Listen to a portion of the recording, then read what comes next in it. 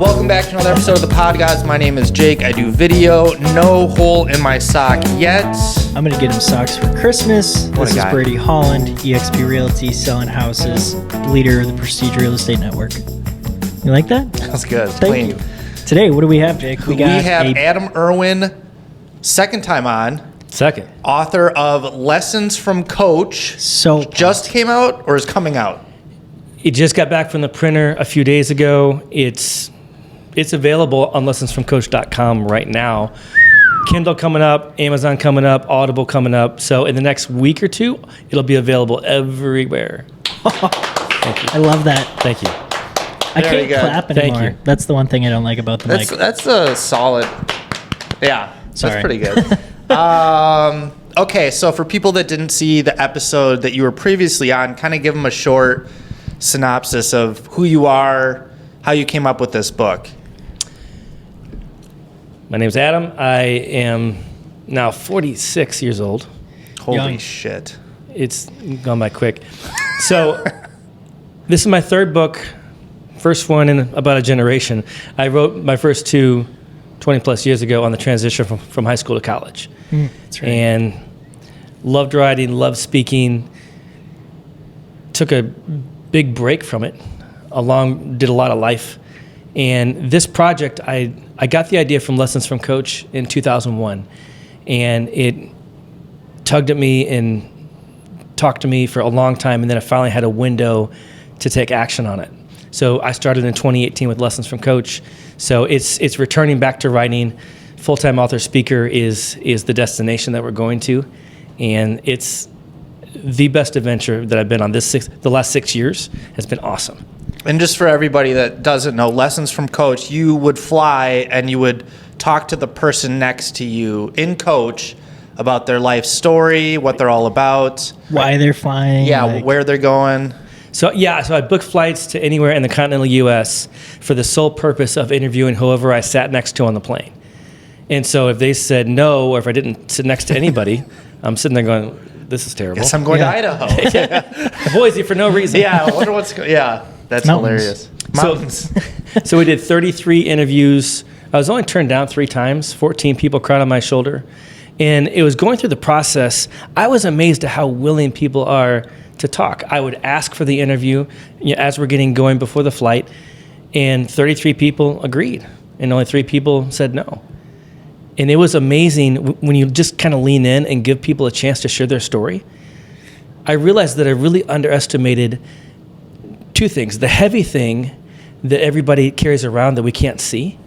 It seems like everybody's carrying around something heavy. Yes. That we just severely underestimate how heavy the thing is that they carry with them every day. And then the second thing I realized as I walked through these interviews is that everybody has a superpower facet in them. This capability that if we lean in enough to see it, if we keep focusing until we find the good in the person, we will see their superpower, like we'll see their cape. Because people are awesome if we just look for it.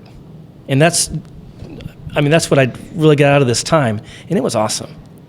And I wonder too, because a lot of times, especially these days with social media, everybody's kind of waiting for their turn to talk. They're not really listening. So if you find someone that'll genuinely listen and be curious about you, it's like you're able to open up so much more. I think David Brooks, he has a book called How to Know People. Did you mention that?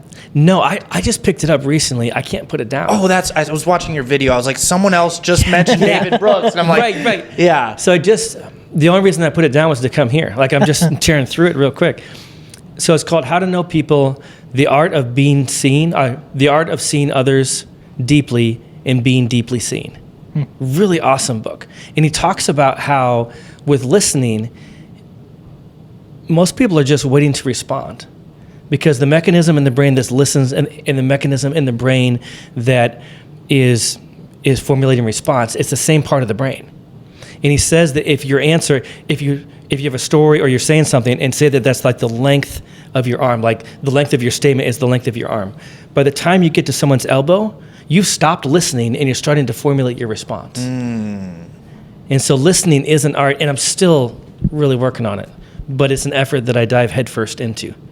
But you're totally right, man. I mean, listening isn't easy. Well, I even noticed, like, when I edit this podcast, me and Brady battling back and forth of talking over each other. Mm-hmm. Not in, like, a bad way, but, like, we keep wanting to, like, alley-oop each other with different... And it's hard to, like... I interrupt a lot, I've noticed. So I'm, like, trying to...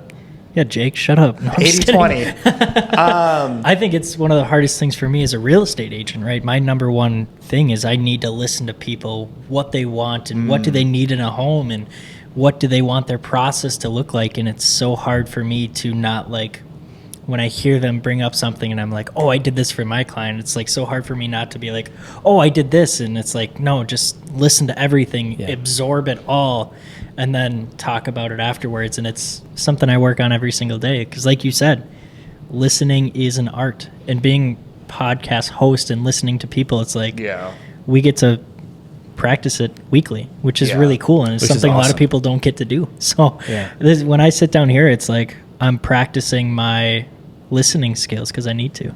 Yeah.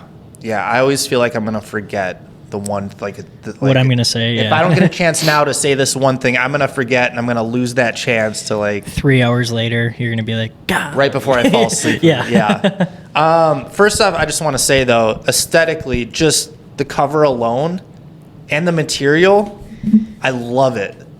Jake is going to sleep with the book tonight. Yeah, no, seriously. Like, please do. Please. Yeah. How did you come up with the cover, this, like, minimalist kind of cover?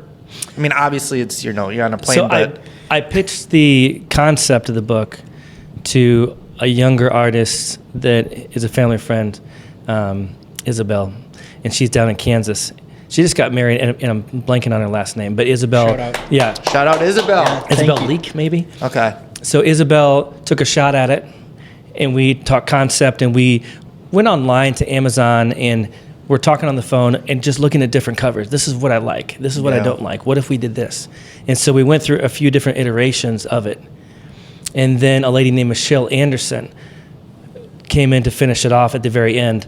I reached out to Isabel, and she's like, I can't help you. I'm getting married this weekend. And I'm like, so selfish. I got to get it to print. So Michelle came in and saved the day and brought it to the finish line and put a few finishing touches in, and she did a great job too. So between the two, like, I have no graphic artist talent at all.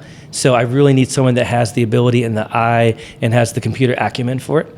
So Isabel and Michelle both did a great job to team up to get the cover to where it is. And I think it pops. I think it, the red passes the plane eye is test. like, Yeah. Yeah. So And it's fun. like, this was like your baby. Like, you've spent so much, like... 6 years. 6 years of work. Yeah. To trust someone else to, like, hey, I don't do graphics. I'll let you two, take control and hopefully, you know what I mean? Like, it's a huge responsibility. And they did a great job. Yeah. Thank you. I really like this. I'm really pleased with it. And part of it, too, is having the vision. If there's one thing that I've been blessed with, is vision. I know exactly what I wanted this. Once I got going on this book, I got the idea in 2001. I had years to think about what it could be.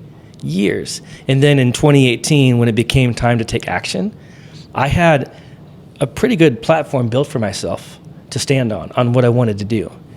So the other part of it, though, is, this is 23 years in the making and 23 years in the waiting. And waiting is hard. Yeah. So when you have that much time, you have time to really think things through. And so finding people that can align with the vision and put my words into graphic art, finding the talent that can do that is awesome. But yeah, I'm very pleased. Yeah, they crushed it. No, they did great. They did great. So what is the most unexpected thing you learned about yourself while writing the book? I know it was a long process, but... I think the unexpected thing that I learned is that I really need a lot of ammunition to get going. I need a lot of push.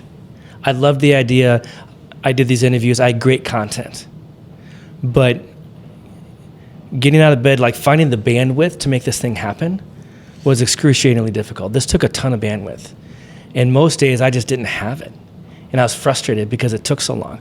My first book I wrote in like 3 days. I would sit down and write 30 pages, and it just came out. It just fell out. It was easy. This was not easy. And so I learned that I need a lot of ammunition. Like I need a lot of like ramp, like the on-ramp. I need to like really like get a good running start so that when I can hit full speed that I really go. But I need a lot more on-ramp than I thought, if that makes sense. It does, yeah. Yeah, I noticed, I was just talking to, I think, my fiance about, like, man, when I was younger, I could just draw inspiration from anywhere and just, like you said, just pick up a pen or pencil and just start writing. But now it's like, you have 2 daughters? 2 daughters. And that, takes up a lot of your headspace, I'm sure. So to get in that zone of, sitting down and writing, even sitting down to read a book for me is like, do I have a half hour? Am I able to sit down and read for an hour? Yeah. It's brutal. With like all of that and having that, how did you get that push? Like who pushed you or what pushed you? I had a whole network. I had told a lot of people over 6 years. And part of the reason why I would talk about the book was because I wanted people to check back. I wanted the pressure of them going, hey, how's it going? Because that kind of pushed me. I wanted to have a good answer.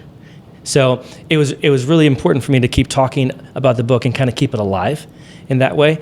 But March 6th of this year, I got a text message from a friend. He's like, hey man, just checking in. How's the book going? And I didn't want to lie to him and say, yeah, it's going pretty good. I'm getting there. Almost done. But I didn't want to tell him the truth and say, I feel incredibly stuck. The end feels further away than it has ever felt. And I don't know if I'll ever be able to cross the finish line. That was the truth on March 6th of 2024. And so when I got his text message, I thought, man, what would my day have to look like if I actually started to bring this thing to the finish line? What would I have to do? And I decided that day when I got that text message from my friend, I'm going to get up at 4:45 in the morning every single morning until my rough draft is finished. And I wrote 140 pages on Microsoft Word in like 24 days. Jeez. And I got it done by the end of March. So I started that on March 7th. I woke up, I think it was a Friday. I woke up at 4:45. And it turns out I should have done research because that weekend was our time change. So spring ahead. So I get up the next, on Sunday morning, and all my, like the oven clock says 3:45. Oh, it was terrible. Oh. But I created room for this project because I decided the most important thing should start first in my day.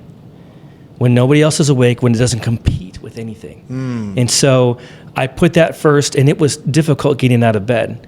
Because of your exercise, getting up at, super early to go to the gym, which I'm very proud of you for doing. Thanks. I've been following you all year on this. So, but getting up first thing, getting that text message from that friend, and on March 7th I started. By March 31st, I was done with the rough draft. And that felt like a huge weight off my shoulders. So when you're getting up at 4:45 or 3:45 technically, how do you draw that inspiration to be like, all right, now I'm going to be creative and start writing? Because yes, I wake up early on most days to go work out, but it's the last time of the day I would ever want to work out, and I still do it anyways. Right. Like, how do you drink a fat cup of coffee and you're like, all right, I'm just going to sit down and do this? Like, what? I feel like writing at 4:45 in the morning is going to be way harder than working out. Yes. Because like working out, you're like, mindless. You're moving and you're like, right. You're waking up. Right. Writing there, I'd be worried about dozing off. Like, how'd you get through that? You're probably so into this, though. That's the thing. Yeah. When you wake up with your hair on fire with a mission, it's different. Yeah. It feels different. So that's what was special. Was I can't just muster 4:45 for no reason. Yeah. I have to have a good reason, and it was a great reason. One, I already had the interviews. I had the content. So, and I had awesome interviews. I had these people that had amazing stories, and it was easy to want to share their story and to do it justice. So that wasn't so hard. But what is hard with the brain in particular, our brains do really well with like left brain functionality, number crunching. When your brain is fresh first thing, or like maybe like right after like a break after lunch, all the left brain stuff is easier. When your brain is tired right before lunch or in the afternoon or evening, that's when creative process is better. Oh, interesting. And so part of my challenge was really bucking how I felt my brain was wired. There's a lot of science on just like the neuroscience of creativity. And so I felt like I was trying to buck the neuroscience of creativity. But also there are so many interviews and podcasts that I've seen of writers going, I get up and I do it. So it wasn't that hard because I was so passionate and because I had great stories that had to be shared. So yes, for sure coffee. Okay. 1 or 2 cups.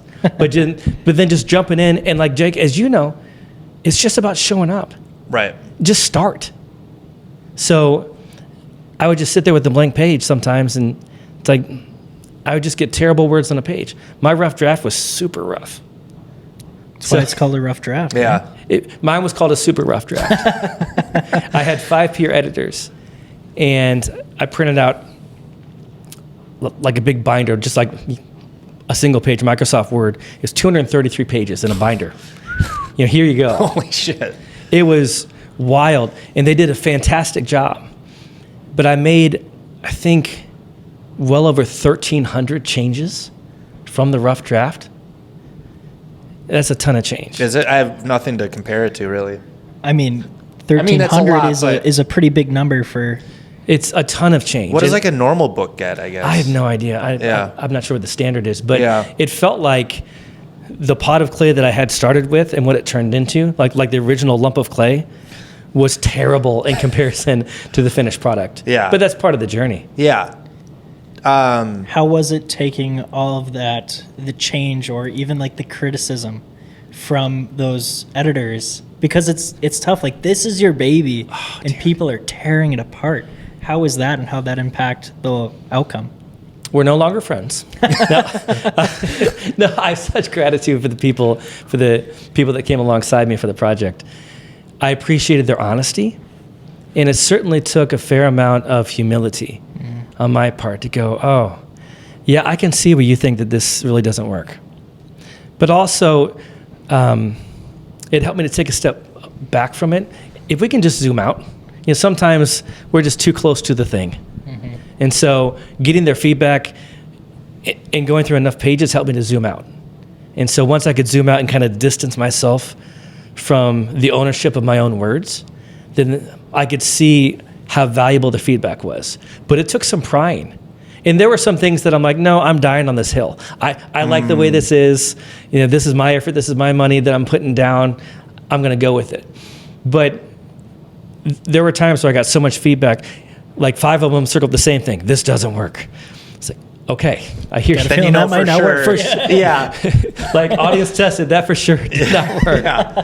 That's hilarious. But it was really good to get good feedback from people that cared, that were delicate, but also very sharp. And it's like the end point is that I want to make it a quality product that people want to read. Right. And so being coachable and listening to correction is part of the process. But it is hard. It's very hard. Which story would you say, as you're writing, was the most hard to relive? Like, were there any times while writing that you got really emotional and kind of Teared up? Yeah. I think, I mean, like there are 22 different interviews and there are 22 different stories, and I love them all in their own way. Right. One of the guys that really taught me a lot and in fact, I was just texting with him a couple of days ago. When I met him on a flight back from Seattle, he was maybe 6 hours out of rehab. Oh, yeah. That's, Oh my gosh. For cocaine and alcohol. Yeah. And then when you trace back his story, you find out that when his drug use starts, he's 13 years old. That's crazy. He's sitting in school. A school counselor comes in, pulls him out of class, takes him back to their office and says, hey, I don't know how to tell you this, but your dad committed suicide. And so his drug use starts because of his dad's suicide. And I'm not sure if I was dealt that hand in life, if I do any better. Right. That's hard. Yeah. And so I was really moved by just the empathy seeing somebody, it's very easy when I met him and he talked about rehab, I'm like, "Argh." But then when you hear why, it really opened my eyes to, man, people have heavy things they carry. And I never really know, like, how often do I judge the way that someone plays their hand with having no idea the cards they've been dealt? Right. I have no idea what cards they're holding. And it's impossible for me to judge how they're playing them because I don't know what they're holding. And so that guy's example in particular was very powerful for me. And it really changed how much default empathy I have toward the average person when I meet them. Because I'm a lot better now. Yeah. Man. When you were interviewing these people, there's a lot of emotion. You said many people cried on your shoulder. Yeah. Did you have any interviews that were just like full of happiness and like there wasn't a lot of baggage for that person, or there wasn't a lot of heavy things that they went through, where you're just like, this person has lived a really good life and they don't even know it? I had one lady, she was maybe 23, maybe 24. And she hadn't lived enough life to get hit hard yet. Yeah. Because life does hit hard at some point. Just you wait your turn, it's coming type of thing. Which is terrible, but it's true. And so she hadn't, I think the worst day of her life was the day when some guy that she asked to prom said no. That was her worst day. I'm like, Dude. Thoughts and prayers. I think you're doing okay. Yeah. Hope You you're haven't gonna be really okay. experienced pain and loss. Yeah. It's coming at some point. So, but she was the youngest person that I interviewed, and she didn't really have any baggage, as you called it, Brady. Yeah. But I think everybody at some point gets it. But most of the people, it was a good balance of they had great things that had happened, and they had a fair amount of gratitude for good things, but they also had the things that they carry with them that are hard. And so it was interesting to get both. Yeah. It's crazy too, because to her, getting denied going to prom or whatever probably still felt as catastrophic as, because I remember in high school, a girl doesn't like you or something, and it's like, wow, I guess I'm going to be alone forever, and this is the worst thing that has ever happened, and no one's dealt with this. And so that's funny. How old was she, like, in high school? What do you, The girl you're talking 23, about? 24. She was 23, 24. Oh, when you talked to her, got it. But at that point, that's so like she the was worst. like a junior, senior in high school. Yeah. You're exactly right, though. The hardest thing we've been through is the hardest thing we've been through. Right. So if it's just a breakup or something, and that's the toughest thing, it still feels tough because we haven't had anything tougher than that. Yeah. And so as we go through, the toughest thing that we've been through keeps getting replaced, Yep. right? Yeah. But when you're young, hopefully, and probably to her parents' credit, and having a good family to shelter and protect her, she hadn't been through too much at that point, which is awesome. Yeah. Like good. Yeah. Did you have any music or songs or playlists that you'd listen to while you were writing? Usually it was either ocean waves, Okay. just like background noise. Yeah. Which kind of ended up sounding like White noise almost? yeah, like white noise, like almost on an airplane. Like if there's no noise in an airplane, and you just hear like the hum of the, That would creep me out. So it just kind of sounded like an airplane in some way. You just are terrified of planes. Yeah, That's yeah. what it But comes down I to, just Jake. imagine a plane being completely silent. Anyways, I'm a nervous flyer, so that's But probably why. on a red eye, that's going to happen. Yeah. I did one interview on a red eye, and they were so mad. They what? Like the people around me. Oh, and you're the like, only we one. just want to sleep. Yeah. Shut up. God. Like, and how did that make you feel when your parents divorced? A little louder. Yeah. But the other thing, if it wasn't ocean waves or just some basic white noise, it was piano or something. Because if I'm getting input from lyrics, and I'm a word guy, I love words. So if I'm getting input from lyrics and it's a song I know, then that will take my brain off of what I'm working on. Yeah. And then all of a sudden I'll be typing, and all of a sudden I'm typing lyrics or something. I didn't want to do that. Yeah. I'd just take my brain off of what I'm trying to accomplish. Yeah. So for that reason, it was something simple like piano or like waves or something. Instrumental. Yeah. Lo-fi. Do you have a favorite? I know it's kind of off topic. Do you have like a favorite band or artist that you like listening to? It is off topic. I'm just curious. You said you're like It's lyrics. all over the board. It's really all over the board. I do love good musicians. So I guess the way John Mayer plays a guitar, for example, and the way that he So good. Yeah. and his lyrics are fantastic. Oh. Yep. Any good lyrics. I love some country music for lyrics, and just the way they tell a story.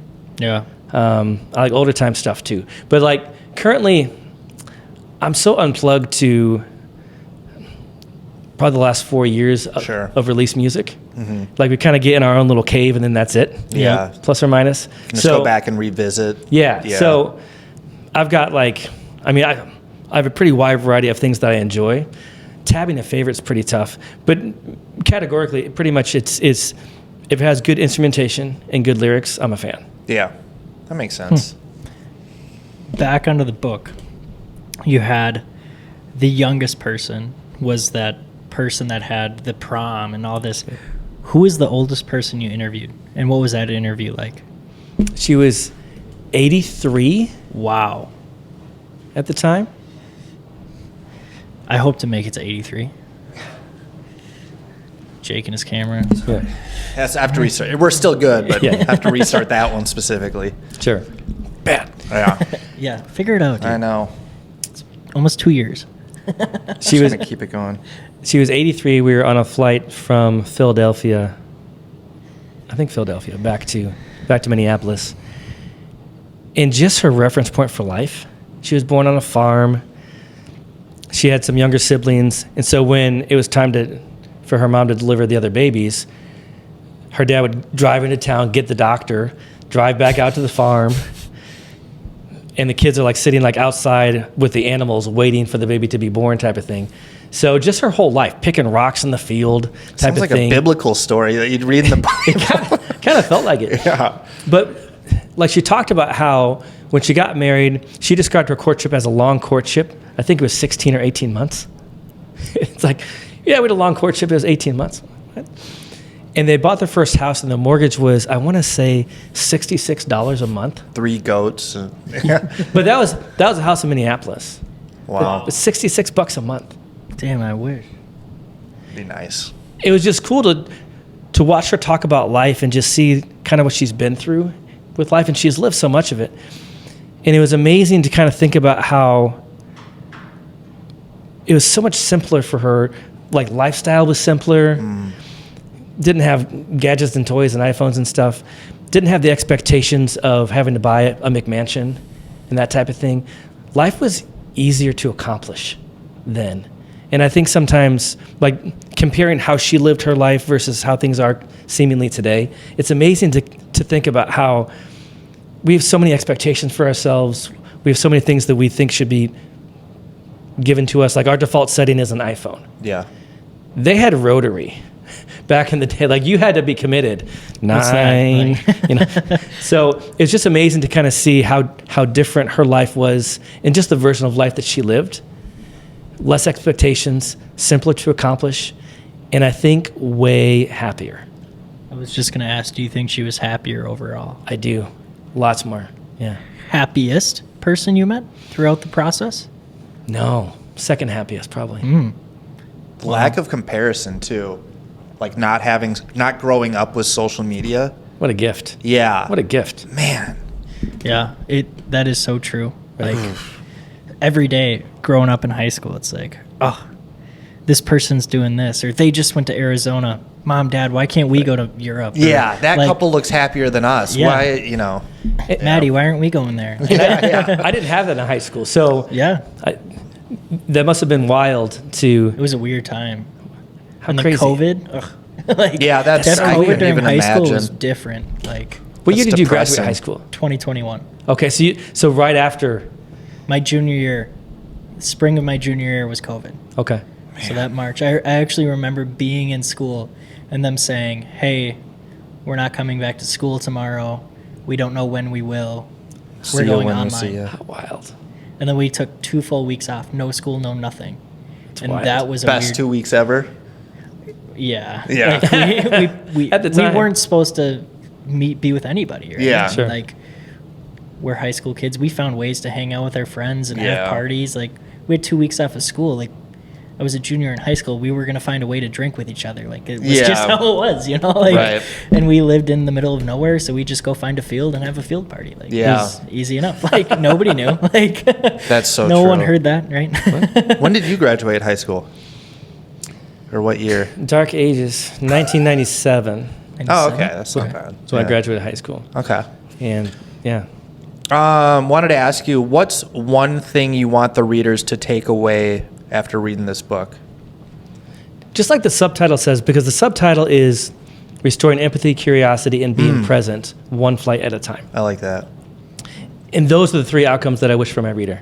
That we read these stories and it kind of moves our default setting of empathy, our default setting of curiosity, and our default setting of being present. Because we're walking through our life right now, going into a coffee shop and we're here, and we're on our phones and then, or constantly interrupted by text message or Snapchat or just whatever it might be. And it's so, we aren't just distracted, we're trapped. Yes. We're imprisoned by our devices. And it's taking away from our ability to connect in such a significant way. And so I really hope that my reader, after going through these stories, like when you walk into a coffee shop, do you walk into it differently? Or you walk into a gym differently? Or a flight. Or a flight. And you just have a desire just to ask one question, engage one person in a simple way. That's my hope. Because, and this is, like, I'm very changed by this after going through this process. Last week I was at a coffee shop, and I'm reading through chapter 6, which is the chapter with the guy that has the cocaine and alcohol addiction, and I'd gone to rehab. I walk into the coffee shop, and I just want to engage somebody in a small way when I go to a coffee shop. I'm going to ask one person one question. If it turns into a conversation, great. If not, I just want to make sure that I have an attempt where I help someone else to feel seen. That's my goal. So I asked this lady next to me, so what are you drinking today? And she goes, oh, it's hot chocolate. And she gives me all the particulars of her order. Absolutely no sprinkles. So she gives me all this stuff. No whipped cream. No, it did have whipped cream. Of course. But she talked me through the whole thing. And so I said, so if it's hot chocolate during the winter, what is it during the summer? And she goes, oh, it's lemonade. And I get 5 minutes on lemonade. She sees my book and she goes, what's that? And I tell her that it's a book coming out next week. I just tell her the premise. And I said, you never know who you're going to meet. And I share this story about the guy from rehab whose dad had committed suicide. And her jaw kind of drops and she goes, my dad committed suicide 20 years ago. And I was like, whoa, how have you dealt with that? And so I got 20 minutes on her talking through this process. And I had things I had emails to send, I had stuff to do. But it was way more important and obvious that being present for this person was where I needed to be. And at the time she finished, she goes, this has been such a gift. I never get a chance to process this stuff. She's like, thank you for caring.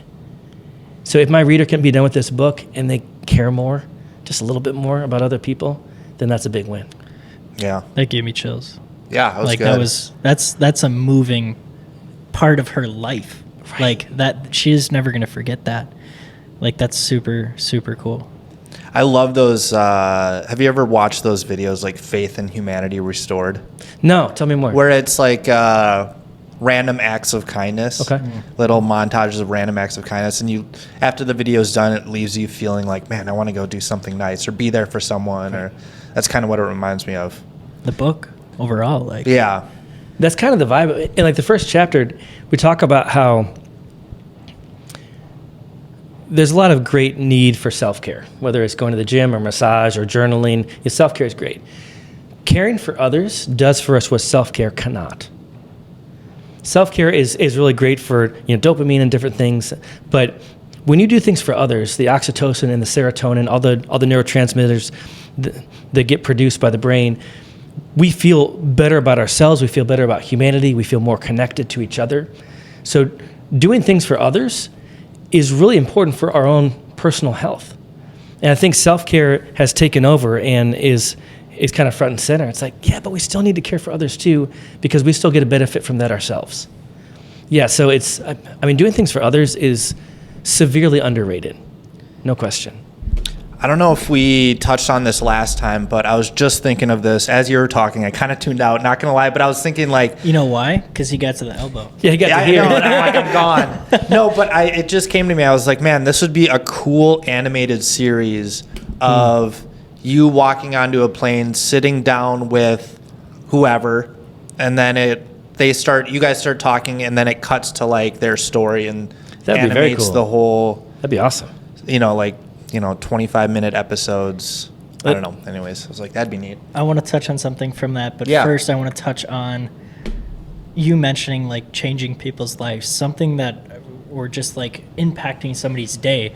It's something that I've been trying to do myself. Like if I go to a coffee shop or if I'm out at the bar or whatever it is, I've told myself like I want to give 5 compliments a day to somebody I've never known or never met. Yes. And it's so hard for me to overcome it because I don't want to come off like weird or like I just talk hitting myself on out of them it. or Yeah, you're- exactly. Yeah. Right. And it's something that I've been trying to do over the last 2 weeks, to be honest, because Yeah. as a real estate agent, I need to have new conversations every day and grow my sphere. Sure. I'm like, the best way to do that is just, dude, I love your shoes today. Like, Yeah. and it's just, even if that doesn't turn into a conversation, that person's going to be like, that made me feel good. Like Riding that high. Yeah, they're going to for ride that sure. high the rest of the day. And if I can provide that for somebody and maybe never talk to them again, that's a really cool feeling. And that's kind of that's why I'm really excited to read this book, because I want to be able to go into a coffee shop and have that hour conversation with Right. somebody.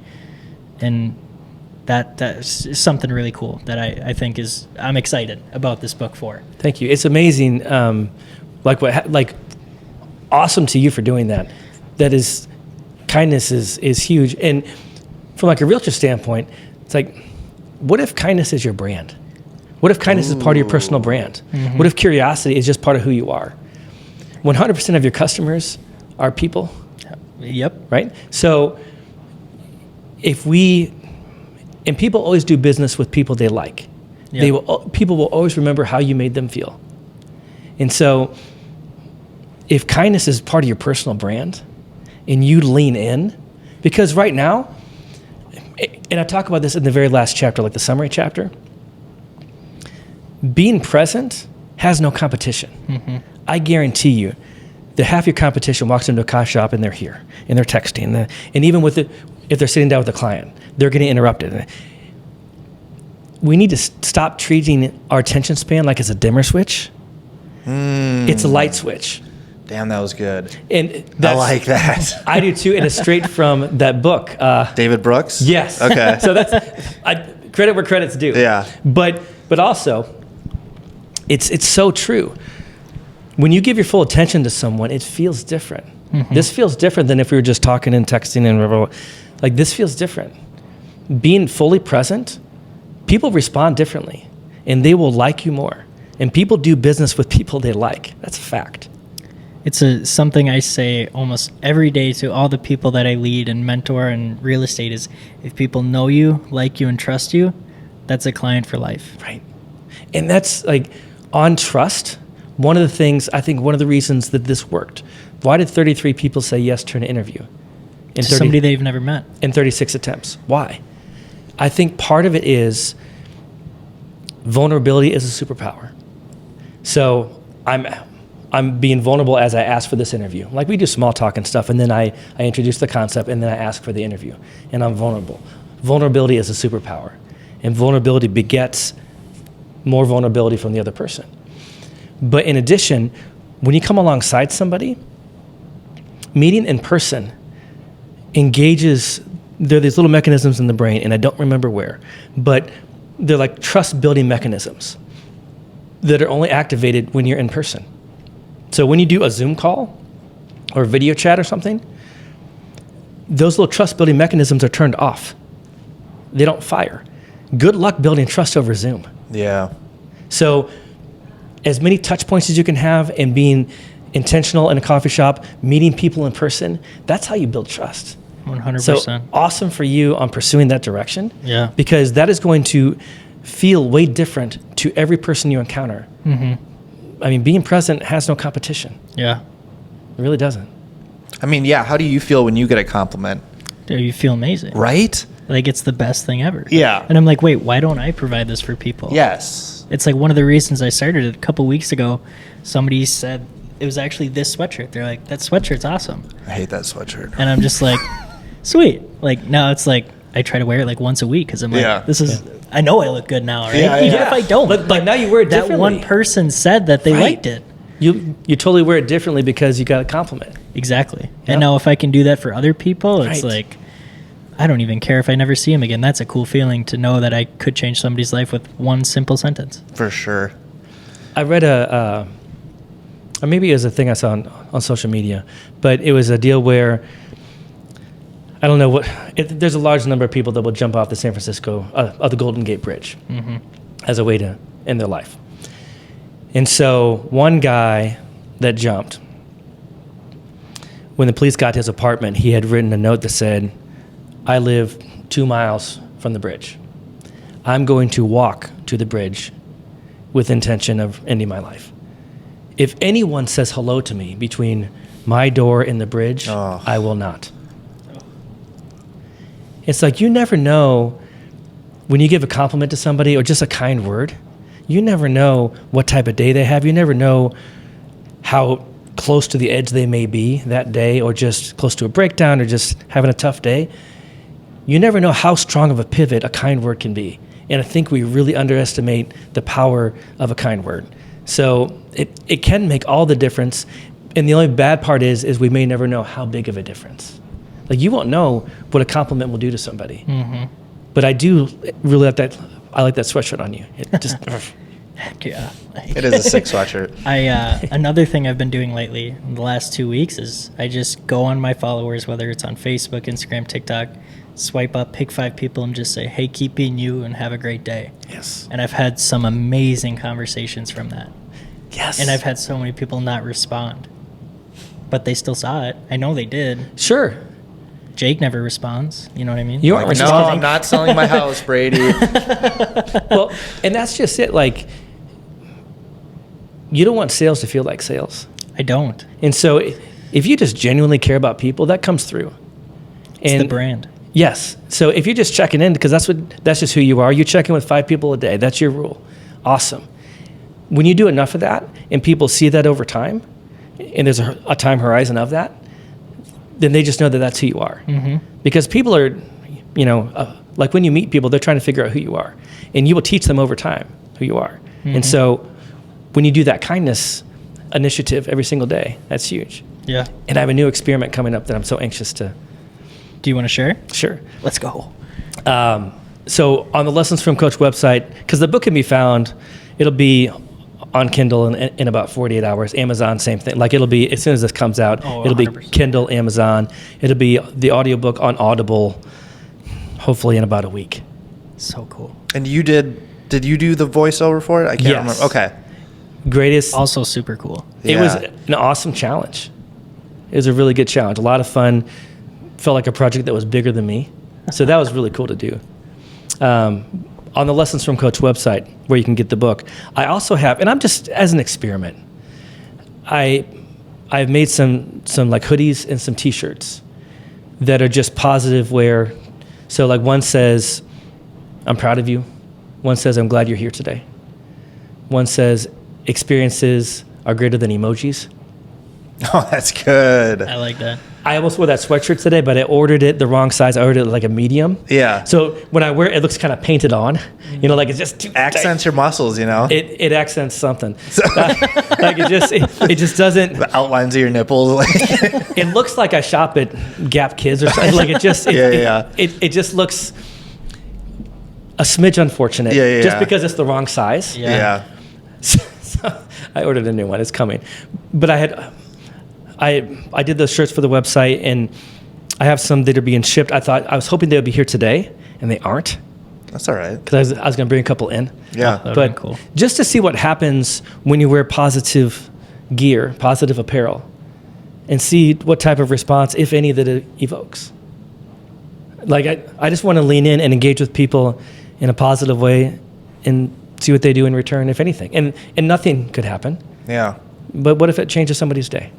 I've seen like streetwear on like Instagram, similar stuff like Yeah, like oh, I'm sure. glad Like you're have here a good day, or Yeah, and Yeah. the response that they get in the comments are like overwhelmingly positive. Yeah. Yeah. Like, oh my gosh, I needed to hear this, or like, Yeah. Yeah. So that's a great idea. Yeah, like that. and I certainly didn't come up with the idea. Like I've seen other places. Yep. But I wanted to create some T-shirts and stuff that I just hadn't seen out there before. One says "Lean in." Yeah. That's kind of like my mantra. Like you lean in when you go to a coffee shop. Lean in. Yeah. Go to the gym. Lean in. Be more present. So I'm interested to see what happens. But yeah, I love any positive street apparel is awesome. Because a lot of like I remember late 90s, early 2000s, the cool thing was like skulls and like a lot of like dark, edgy stuff. And now grunge. it's like, at least to me as a almost 36-year-old dad, I'm like, I definitely mess with the positive stuff now.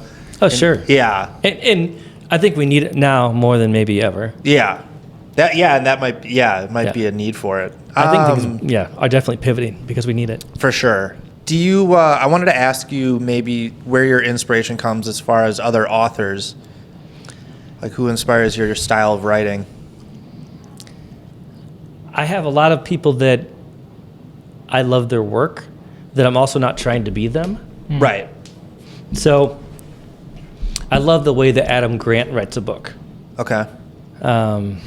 He has a book called Hidden Potential that I can pick up it. I haven't finished it, but every time I pick it up, I have like 5 books going at any given time.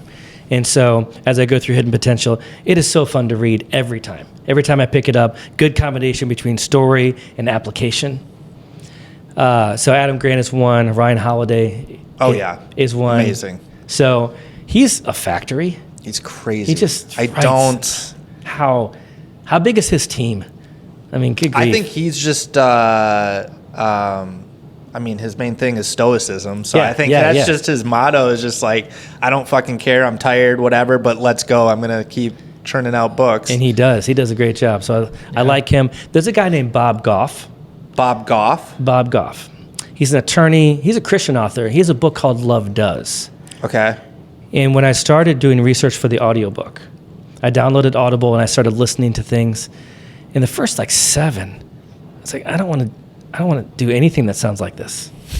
There are a lot of voice actors that are hired to read them, and I'm certain they sound better than me. I'm certain they do.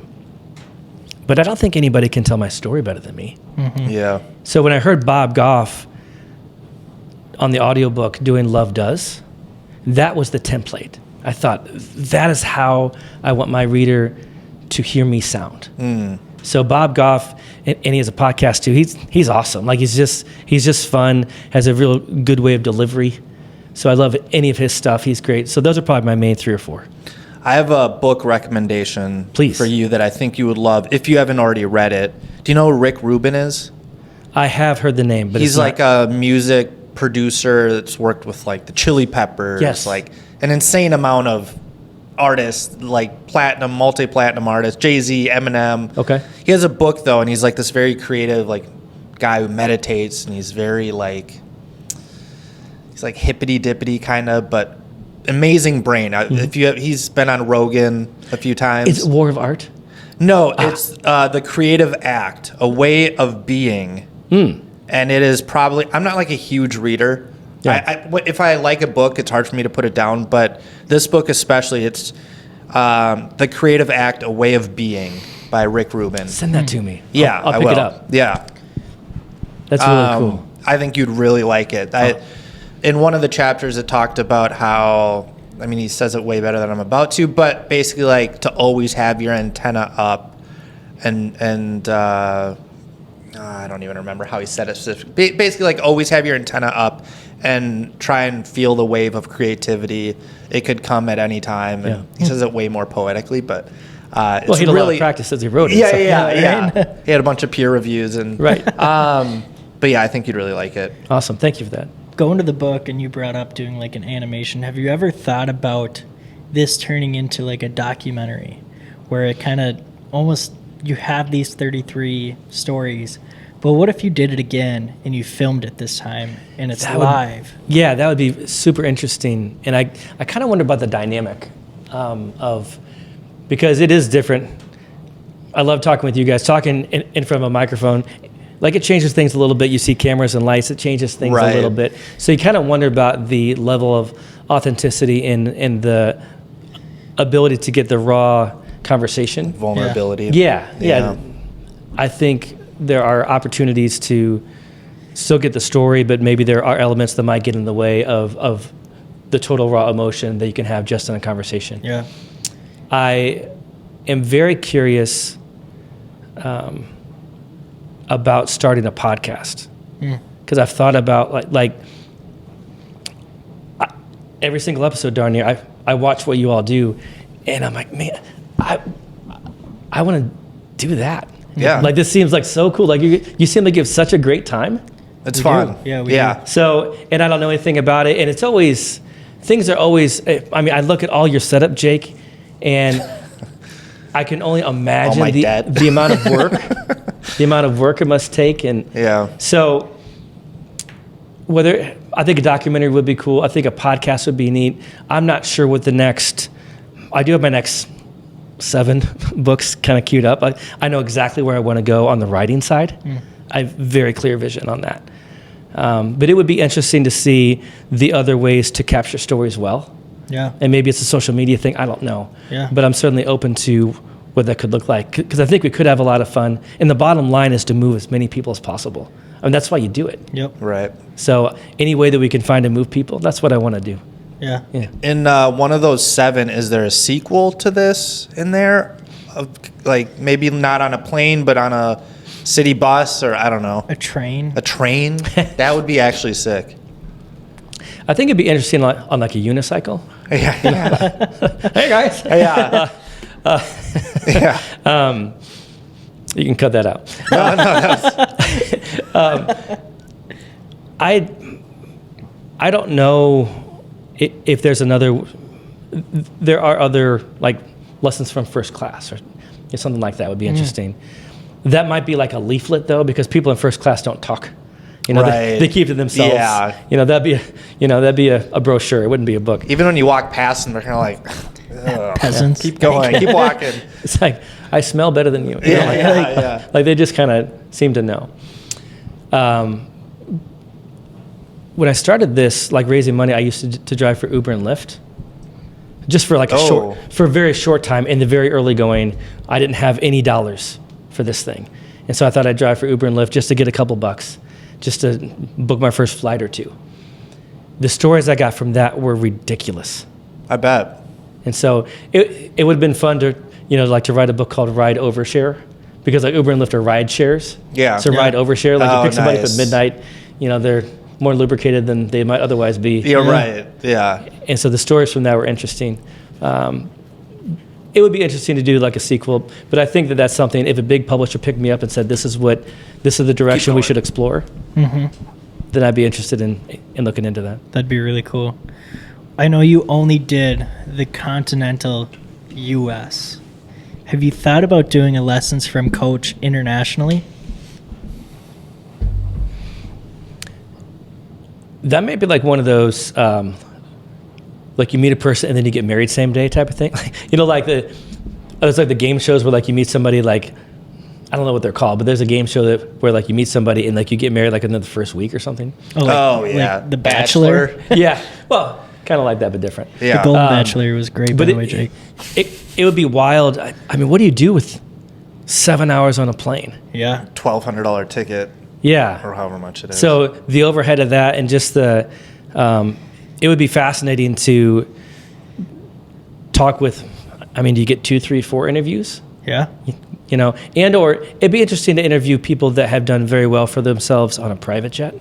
Oh. That'd be cool. I've thought about that. Yeah. Just to hop on private jets and kind of zigzag across the country with somebody and follow them for a day or two, just to see what their life is like and see what success clues. And there are a lot of books about that type of thing.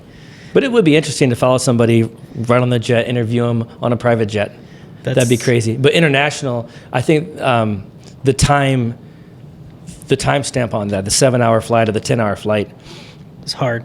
that'd be intense. Yeah. It'd be cool to do a podcast on a private jet. That with would be- whoever you're. That would be amazing. Yeah. We had a AJ Hofstetter on our podcast, and he's like a brand and marketing Yes. guy, and he's making a documentary right now, and it's Enough Isn't a Number. This guy's a multi-billionaire, right? Wow. And he's got more money than anybody will ever need, Right. and he's not happy. And he talks about that no matter how much money I have, it's never going to be enough to bring back my daughter that passed away or bring back my loved one. And I think, like, if you guys sat in the same room, that would be an that'd be good. incredible That would be good. conversation between you and AJ. Yeah. That'd be amazing. Yeah. Like, we should make that a podcast. Did his daughter Jake. Yeah. pass? The billionaire? Yeah. Yeah. I'm really excited actually to watch the documentary Yeah. and hear about it. And it's kind of a similar.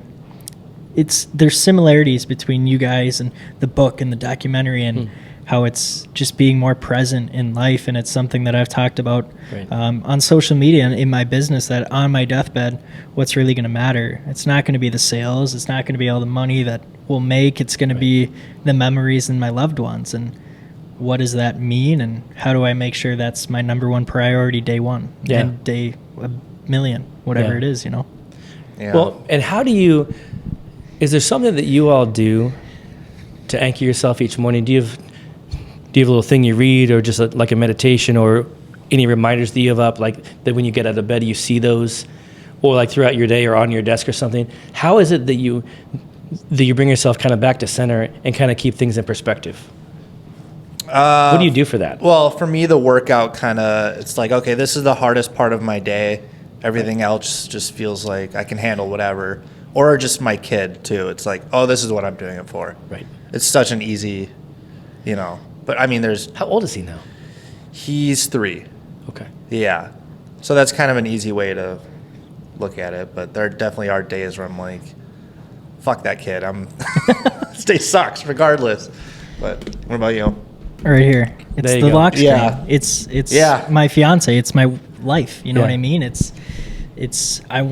My why is making our dreams come true and working every day to get closer to making that come true for her. Like, she's always told me when she was a little girl, she always wanted to be a stay-at-home mom. And it's like, Let's go. I have that ability to make that little girl's dream come true Yeah. and make her life feel fulfilled. And it's like, that's what gets me up and that's what gets me That's so going. good. And Yeah. waking up in the morning, and I get to look at, she's 23, but it's like that little girl inside of her doesn't want to get up and go to work today. She wants to be here with the kids and make the kids be ours. And it's like, I have that ability to do it. Like, let's get up and let's make this day happen. That's awesome. That's And really then good. We usually, like, we have our song. It's like the song we're going to dance to at our wedding, like our first dance song. It's like we usually start the day What with is that it? song. It's called Those Eyes. Okay. Who's it by? Couldn't even tell you. Oh, okay. We'll find out. That's so funny you say that, though, maybe that you even asked it, because I had this thought, and I was like, oh, I got to share this with Brady on the podcast. It's called New West. New West? It's by Those New Eyes?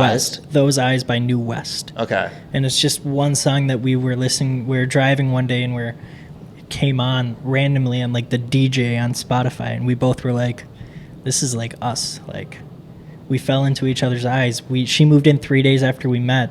Like, we got engaged 10 months later. Like, Wow. it's like we just knew right away. I gotta And Y'all listen to sprint. we did. Yeah. That's how It's- life is right now for me. Like, The whole time I was like, don't do it, Brady. Like, first when she moved in, I was like, it's too early. And then I was like, something else. I was like, no, it's way too early. You can't. And every time I'm just proving him wrong. proving, every day. yeah.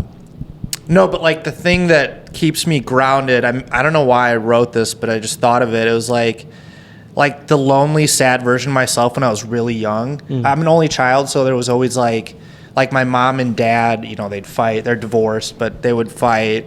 And I didn't have like a sibling to like be like, God, this fucking sucks. Like, right? Doesn't this suck? So like I'd always be kind of by myself with my own like thoughts. So like Felix, it's like my son. Like being there for him and knowing like, because I didn't feel like I could like be like, hey dad, mom was acting like a total bitch back there, right? Like that, you know what I mean? Like I felt like I couldn't like reach out to my mom or reach out to my dad and be like, that sucked. It's because like they were the ones fighting. So like I want to be like there for Felix and feel like he's comfortable enough to come to me because he's an only child. And like now. But unless something happens. But I want him to feel like he can talk to me because, he's going to be lonely. It's just, people are like, oh, you're so lucky you get 2 Christmases and all the focus is on you and you're spoiled. It's like, dude, it sucked. But anyways, I wrote it down way more vulnerably, but I don't want to share all the like. And that's okay. Yeah. But it's and this is one of the things I'm really trying to zero in on, and I don't have it written down, but I want to have 5 things that I have up that I see, like first thing I get out of bed and I stare them, like I just look at them to make sure it's like, this is where I want my day to go. A vision board. This is who I want to be, type of thing. And I know what those look like, but I think when I break down, like when I have any version of a spin out of just like, I don't feel like it today, like I just show up poorly or I just kind of quit on my day or whatever it is, I think the primary reason that I do that is because I haven't reminded myself where I want to go that day. And it's like trying to like drive with no GPS. If I'm just aimlessly going around, I'm certainly not going to get to where I want to go that day. Yeah. And so I need to do a better job of like having those things written down and like looking at them, like get up each and every morning. I mean, granted, I'm a pretty motivated guy. I'm a relatively disciplined guy, but it's certainly one of those things where I do want to be as purposeful as I can. And you were, as you're talking about like you and your son and being a single or an only child. Yeah. Have you heard the story about The Sandlot? You know that movie? Yeah. Great movie. Great movie. Yeah. The kid in it. The guy that wrote it. Yeah. The guy that wrote it, he was asked where it came from. He said his childhood was really rough and he was bullied a lot. And so when he wrote The Sandlot, he wrote about the childhood that he wished he had. Oh. And he turned all of his bullies in real life into heroes for the movie. Whoa. And so what I hear you saying is that you want to give Felix the childhood you wish you had. Yes. And I was like, oh, dude. Like trying not to get emotional. It's like, no, do get We're here emotional. for you, man. Like, do that. But like, what a great mission. Like, what a great gift for your kid. Yeah. Like, and that's what I think, like, that's our job. Like, that's the calling, is to do better. Yeah. My parents did the best they could. My challenge is to do better. Right. And then my kids, their challenge is to do better than me. Yeah. So what you're doing is you're stepping into that challenge of doing better. Yeah. And providing Felix with a childhood that you wish you had. Yeah. Good on you. Mm-hmm. Well, he makes it super easy, to be fair. He is a cute looking kid. He's like the best. He's like the best kid. He is the best kid. So it's like not that hard to be like, I guess I'll be there for you, because he's just so good. But yeah. How old are your kids again? They are 9 and 6. Okay. Nice. And we have a great time. Which one's your favorite? Damn. I'm just kidding. No, you don't have a favorite. No, I don't. It's amazing to me how different. It's like same sourcing, same DNA. How are my kids so incredibly different? I was gonna ask. Yeah, they're so different, but we have so much fun. And right now we're kind of in a sweet spot for ages. It's not really preteen stuff right now. I've talked to parents that have preteen and teen, and they're like, "You just wait." Yeah. Mm-hmm. So I'm aware that it is going to get more challenging, very likely, in some way down the road. Right now, it's just a great sweet spot. We have so much fun. I mean, each and every day. They still want to hang out with you. They do. Yeah. And Daddy and dude, it's the best. And also, like, we go. Right now, they're doing gymnastics, and so we go do that. And I know that there have been times where I brought my laptop. I was working on the book, and like I told the girls, "Hey, this is a season, and I'm trying to get this done. And as soon as this gets done, then I'm done with the laptop, and I can really focus on being present for you for gymnastics." There were small things like that, small sacrifices. It's amazing how often, particularly my oldest, when we're at gymnastics, she will look over to see if I'm paying attention. The amount of time that we have where our kids are asking for opportunities to make us proud. Like Emma just wants to make me proud. She wants to have her watch me do the thing well. Right. And that is a very small season. It's a short season. Our kids will stop asking for us to watch. They will stop asking for us to care, to a degree. They'll start asking to don't watch. Yeah. It's like, at what point do I just drop you off at practice? Right. At the end of the block for them to watch. And they walk a half mile because they don't want to be in the same, like zip code. Yeah. But it's like the season that we have where our kids want to make us proud and they want us to really actively participate with them as a witness to their sport or their activity. It's a short season. And so I'm really thankful that I have a chance right now to be as intentional as I can, because it goes away. Yeah. Have you seen those videos of there'll be like a little kid, parents are at their like play, the kids are walking out, they just look bummed, and all of a sudden they see their mom, and they're like, and they're all like waving high, and it's like, oh, That's dude. so awesome. Yeah. Yes. Like there's one that has like the little girl, and like she sees her parents and she lights up in this amazing, awesome way. Yeah. She just lights up. It's like, that's what, as parents, that's what we get to do right now. Right. Like our kids will light up when they know that we showed up for them. Yeah. And it's like, one, we need to show up, and two, we need to show up as our best. Right. As often as humanly possible. To be fair, though, I mean, everybody from when Felix was 2 months old, they've been like, oh, wait till he hits 6 months. You're going to wait till he hits a year. Wait till he hits 2 years. 3 years is the worst. And every time they keep pushing this goalpost, like, you're going to be miserable eventually. And it's like every year is like the best. And it gets better. So, like, yes, your daughters. Why? You're living in the present. Yeah. You're living in the sometimes. past and looking at. A lot of times I'm future tripping. But I guarantee, like, you look back and you're like, God damn, there was some nights I didn't sleep. Yeah. But you didn't care because you remembered the good moments. Yeah. And that's what makes you a good dad. Well, your brain kind of tricks you too, and it doesn't realize. I think, were we just talking about this Maybe. before the pod? But your brain doesn't realize you're in the golden era of like until it's past, and then you're like, man, that was actually the best time. That's so true. Yeah. Mm-hmm. But no, I mean, you seem like a good enough dad. I think the preteen, you're just gonna have to. We'll be just fine. Yeah. We'll be just. Yeah. But each season has a different challenge. Yes. So I will be as ready as I can be for those challenges, but also, of course, love them all the way through. Right. I know that when I was a teenager, I showed it the best I could, but it's just it's a strange time sometimes. Yeah. So. Yeah.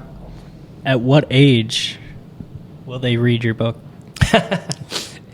My oldest, Emma, she was asking, Daddy, can I take that to school to read during reading time? I'm like, no. Yeah. But Not yet. like there are no curse words in it. It's not. Yeah. But there are topics like suicide and drug abuse in there. Yeah. There are there's some tough stuff in there. Tough pill to swallow at 9.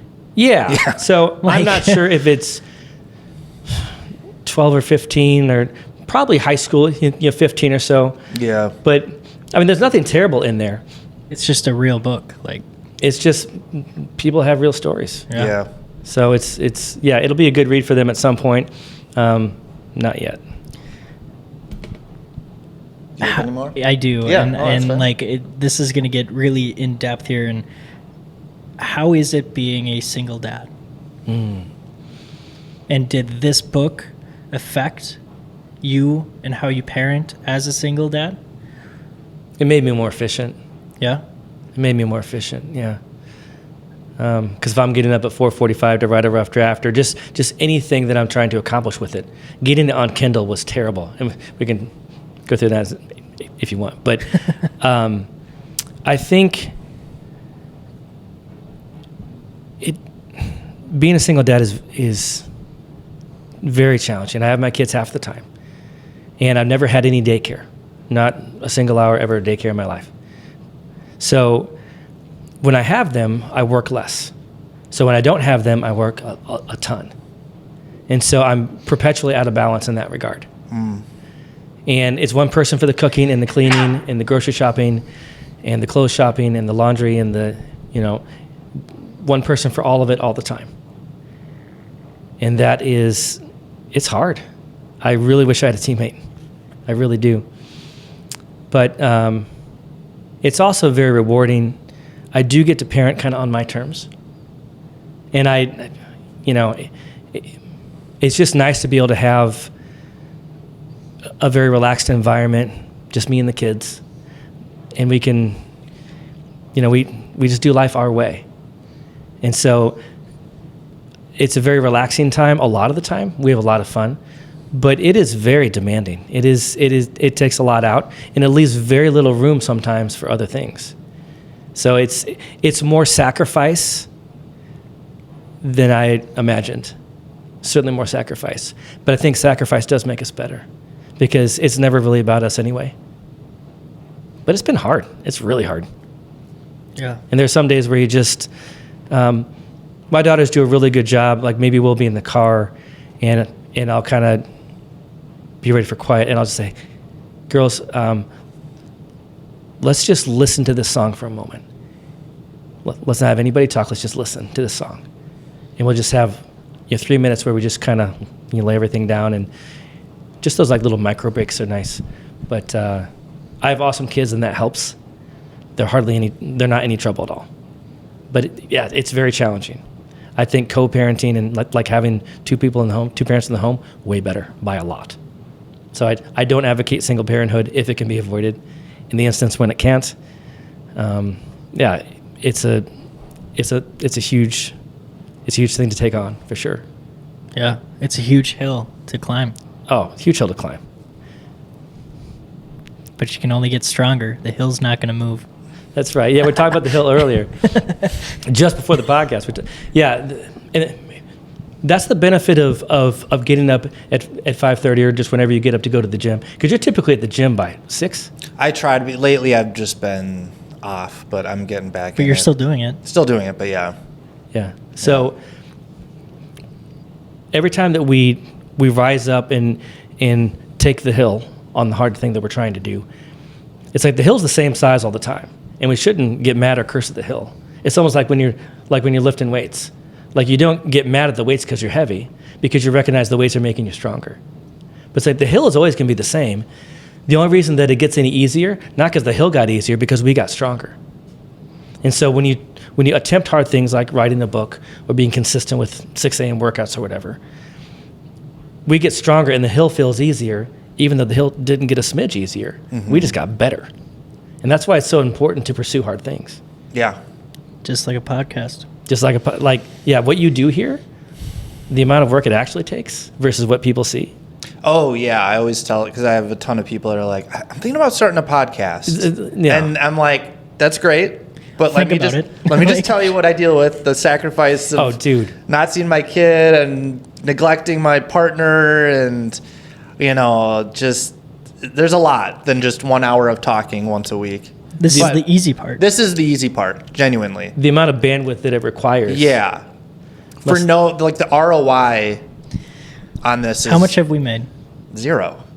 And we've been doing this for almost 2 years. Yeah. 1 hour a week of talking plus 3 hours of editing? At least. I mean, it's 3 times a week for the clips, which is like 2 hours a night. It's stupid.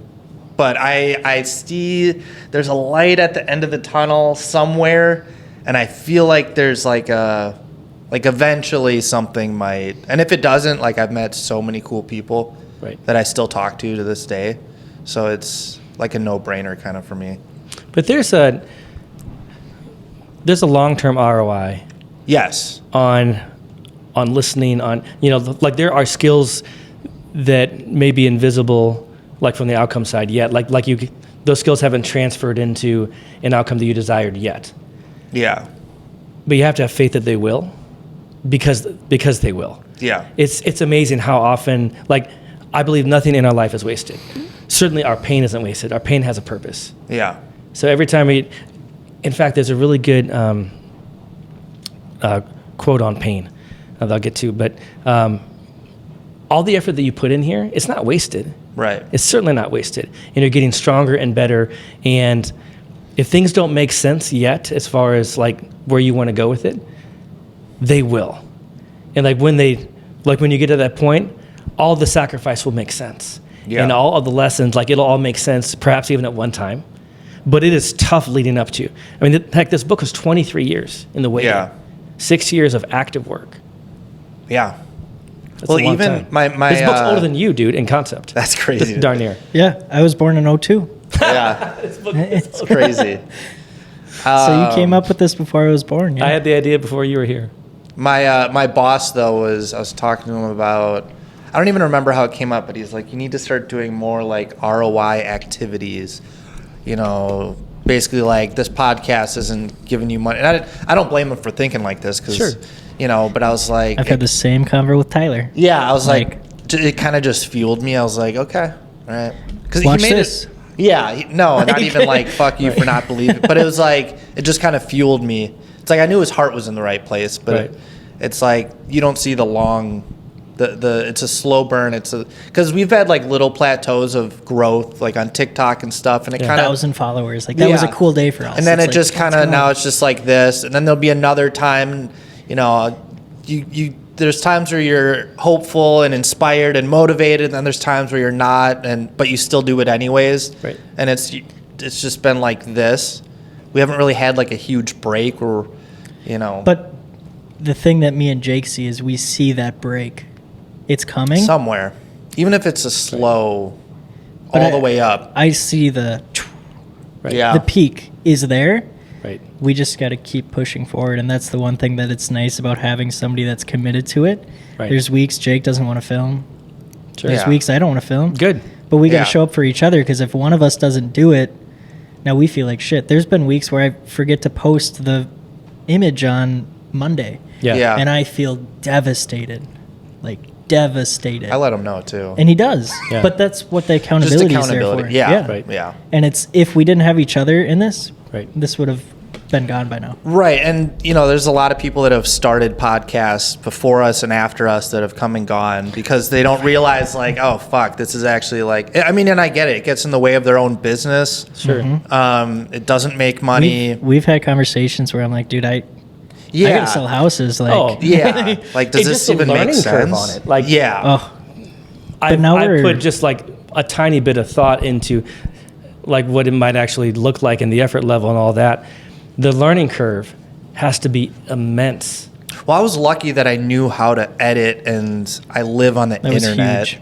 Yeah. So like it's like I watch clips all the time and it's like, oh, I like that one. I'm gonna Yeah. the transition on there and I like the color correction on like little things that Yes. you know I have eventually. no concept of any of that. Yeah, but you're good at delegating. I feel like Sometimes. you're, like you even for delegated the this. graphics. Yeah. But delegating takes money.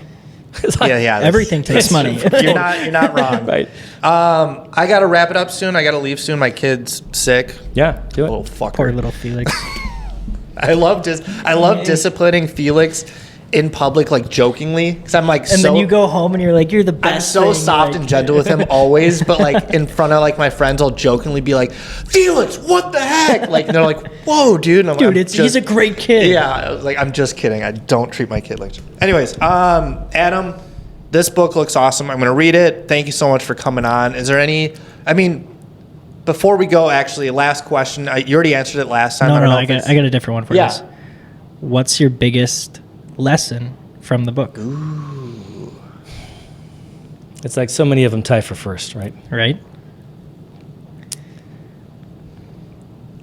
I think that at the end of the day, people don't take enough positive self-inventory. The last question that I ask on every single interview is, what is beautiful or great about you?